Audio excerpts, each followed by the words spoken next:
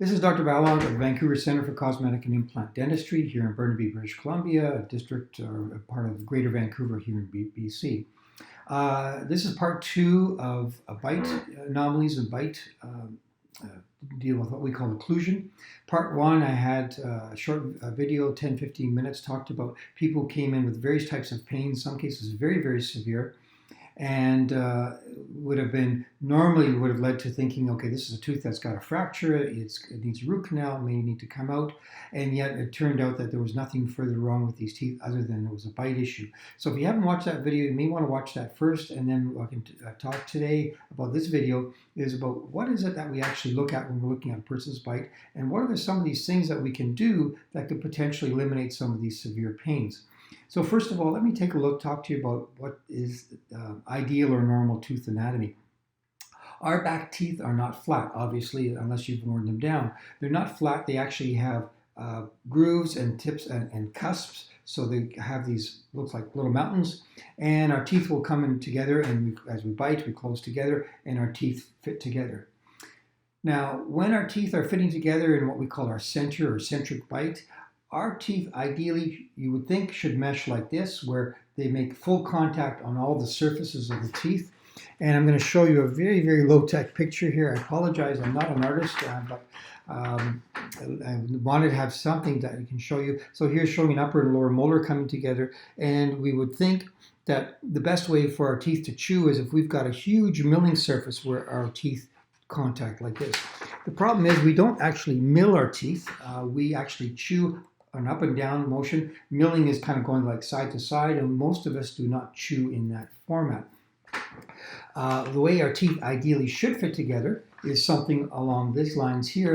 And if I can show you, this is the cheek. Here's an upper molar, lower molar. Where our teeth should make contact when we're in our centric bite is here in the center groove of the upper tooth and the inside cusp of the upper tooth, the center groove of the lower molar, and the outside cusp of the lower molar. And in between here, there's actually a gap. So in other words, our teeth do not fit like this. It's more kind of like this, where this is the tip of the cusp, this is the lower molar, and there's actually a gap there. Now, a couple other things to mention is as we do chew and eat, we don't necessarily chew straight up and down. It's not a straight up and down motion. We kind of chew in a bit of an ellipse.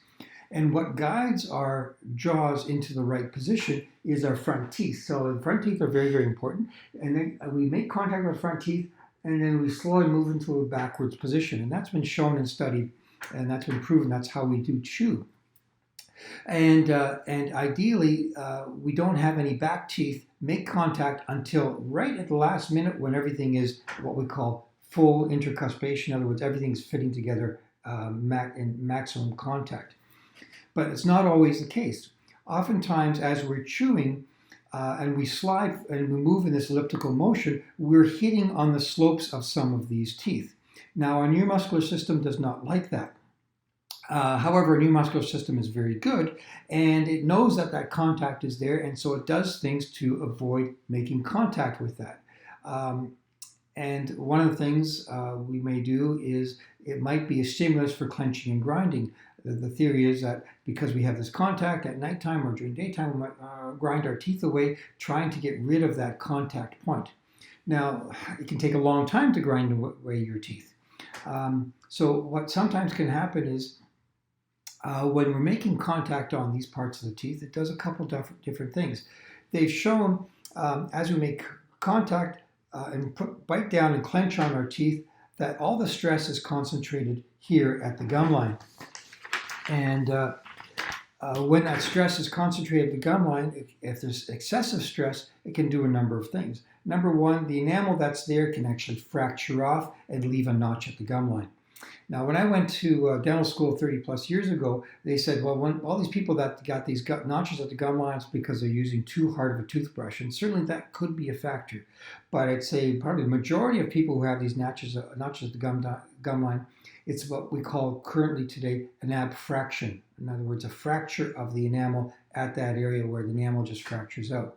Now, the other thing it can do is the gum that's over top of this area, oftentimes can recede and you get some gum recession at that area. Sometimes the bone that's over top of that area can be quite thin, and that stress of that tooth flexing in that area causes the bone to be lost. And so now you get exacerbation of the initial fracture of that part of the tooth. Second thing that can happen is people come in and say, my tooth is sensitive. Sensitive to hot, sensitive to cold. It can be just kind of come up spontaneously. Sometimes it can be as a result of a filling. And it's not unusual to have sometimes a bit of sensitivity following a filling, but if it's excessive, then you start going, well, why is that? Especially if there's no other reasons or indication. Well, it could be because that tooth is flexing, and the tooth has already been woken up or traumatized from cleaning up a cavity or filling, but now this flexing is causing this discomfort. The other thing that we sometimes see, if there's a lot of pressure on the slope of the teeth, not only do you see the abfractions here, you start getting cold and temperature sensitivity, is people will actually fracture off a corner of the tooth. So we see that occurring sometimes. So what is it that we do, and how can we fix these things? Well, I got another very artistic drawing of a tooth here, and I'll just show you. Here's once again an upper and lower tooth. So what we'll look at is we'll have a person say, okay, if this tooth is, for example, sensitive, they say, it's really sensitive, giving me discomfort.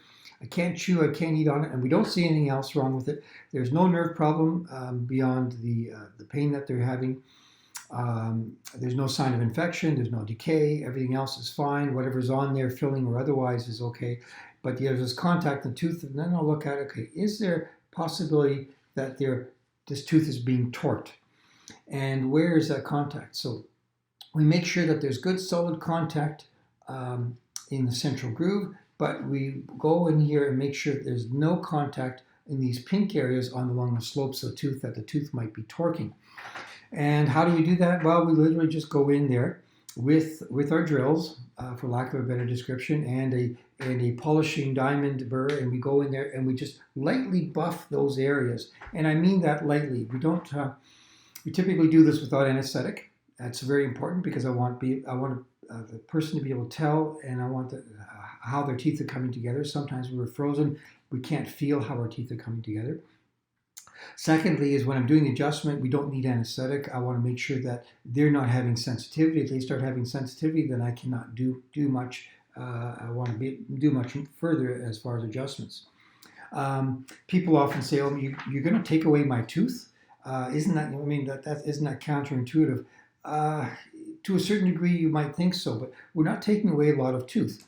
On the biting surface of a molar, we have anywhere 2.5 millimeters of enamel and dentin at least. And the adjustment we're doing is oftentimes a tenth or a couple tenths of a millimeter. And this is an area where you should not be making contact and you should not be wearing down your teeth.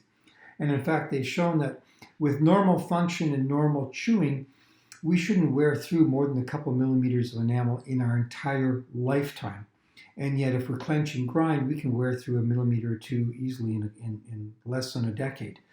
So if we can eliminate the clenching and grinding, that 0.2 millimeters or 0.1 or whatever millimeter of wear is not going to be significant. So for people who have heard this and say, "Oh my gosh, I don't want any dentist drilling away my tooth," I can understand. I wouldn't want the same thing.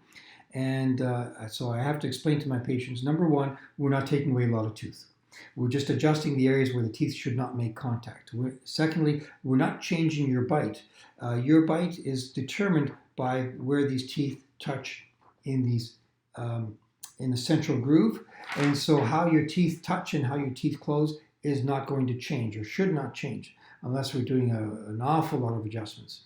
But usually we're just talking about a few teeth here.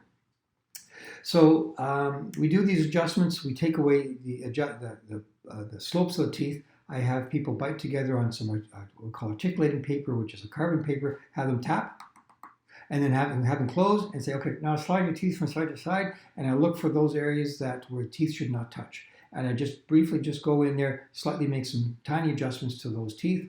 And then it might be in this area first, and this is a tooth problem. But then we got to go and check the other areas, because as soon as we do one adjustment in one spot, it can sometimes affect the other teeth. And typically, what do I find afterwards? I'll set people up, say, check it again, because sometimes sitting up is a little bit different than lying back. Our jaws sometimes are in a slightly different position.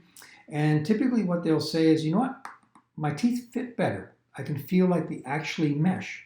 You know, it's not so tight. I've got a little more freedom of movement. And that's what they'll typically say initially after this adjustment.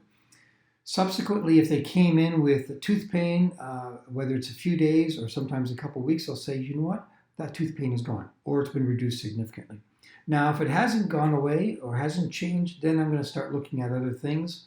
Then I'm going to start looking, okay, is there truly a crack in the tooth that I couldn't identify? Is there truly an inflammation, what we call a pulpitis with the nerve that cannot resolve on its own? And so does that tooth unfortunately need a root canal, or does it need an extraction or some other thing? But the bite adjustment is one of the first things we want to look at, certainly because it's the least invasive, and with the exclusion of any other possibilities. We do a differential diagnosis of all the different things that could be going on. Why is this person having this tooth pain? And if we've eliminated all those other things, and the only thing that's left is the bite, well, the first thing I would do, even if it was my own tooth, and I've done this, I explained in the first video, is to go ahead and do a bite adjustment. So I'll show you one more photo here.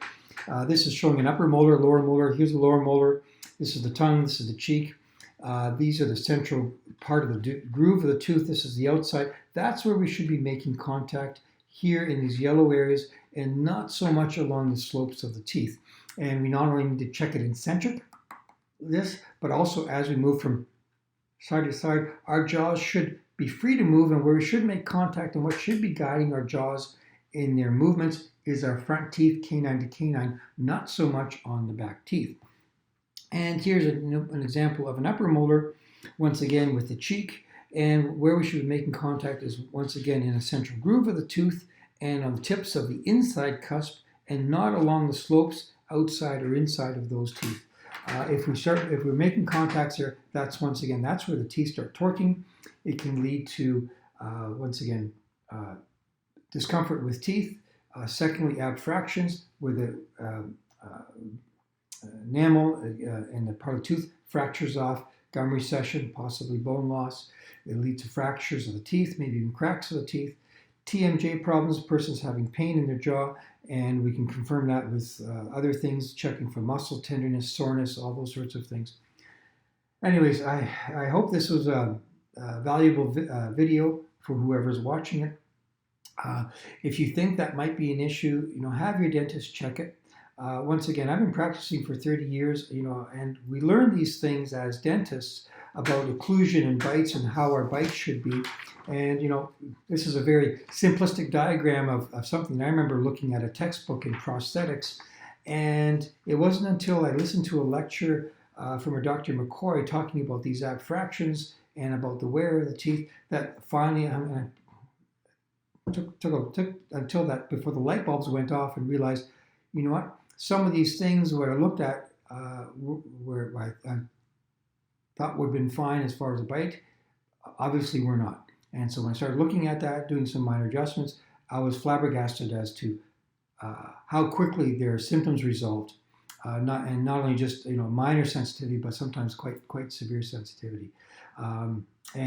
So typically as dentists, we look at that, we just check with carbon paper, oh yeah, the contacts are even, but we forget about the slopes of the teeth and how critical they are sometimes for the comfort of our bite and comfort of those teeth. So anyways, if it's useful, thank you for listening. And you can always send questions via email on the blog. I try to go through and we answer our questions to our various patients and whoever's listening. Thank you.